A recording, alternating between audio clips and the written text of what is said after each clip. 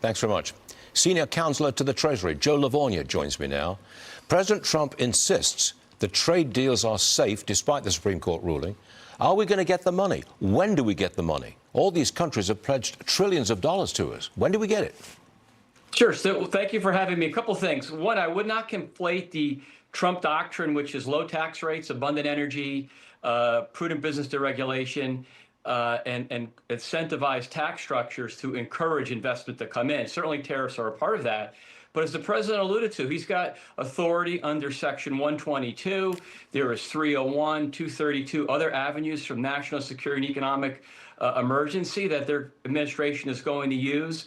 We've generated well over $300 billion in tariff money. So the foundation of tariffs as being an important part of the Trump doctrine, Stu, is there. And I'm very confident that we're going to have a very strong economy, and the tariffs are going to be a real integral part. I got that, Joe, but look, trillions of dollars have been pledged. I mean, literally, it is trillions of dollars.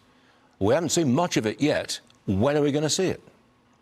Well, we have seen, Japan last week announced a $36 billion investment, and countries and companies are getting involved and they're making commitments. We see data that shows many new plants being built across the country. Ostensibly, some of the initial stages, some of that ostensibly, Stu, is related to foreign monies coming in. So it's happening. But again, these are big numbers.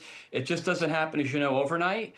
But the trends are set. We're seeing it in the GDP data. We're seeing it in the manufacturing data, which has been very strong. So I'd say just be a little patient. The groundwork has been laid for very strong growth. Okay, if we can keep the tariff money, I don't know how many hundreds of billions it is, but what should the administration do with it? I mean, a dividend to taxpayers or return to the businesses that paid the tariffs? Well, what are you going to do with the money?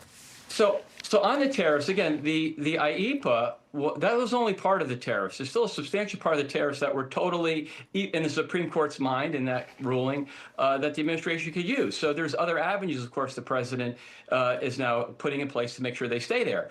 In terms of, like, the president talked about giving money back to different folks, that may happen, and so I don't want to get ahead of the president. The secretary himself has said that.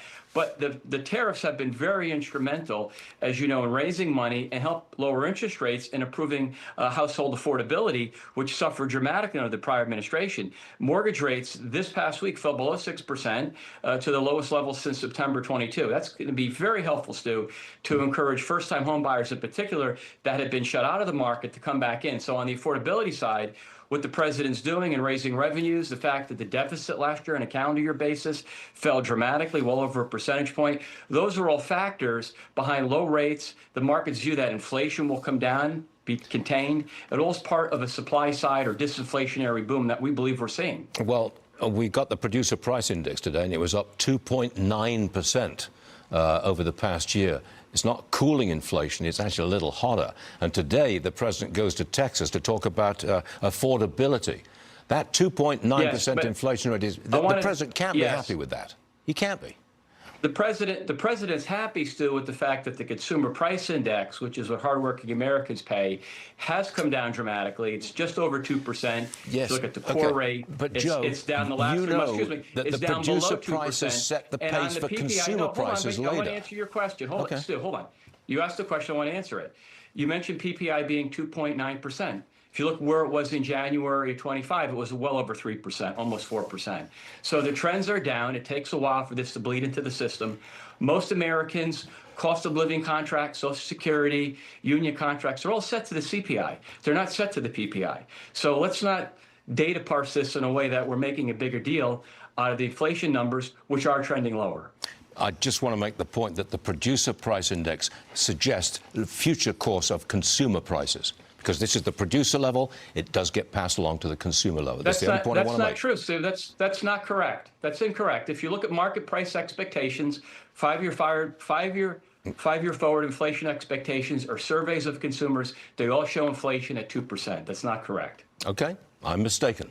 Joe Lavorgna, come back and explain things to me again. Thanks very much, Joe. We'll see you later.